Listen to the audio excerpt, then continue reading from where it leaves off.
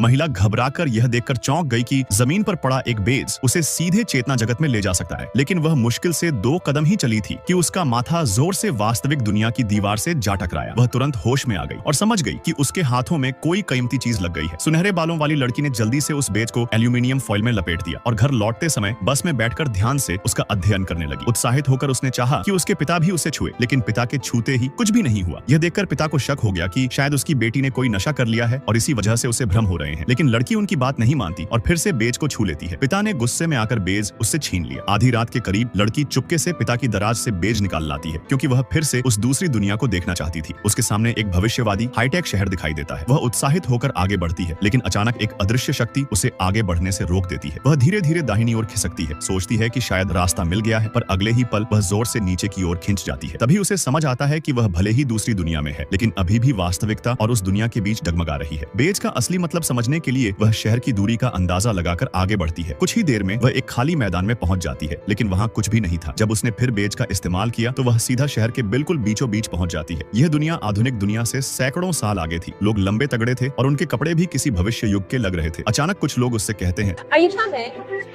You can see me?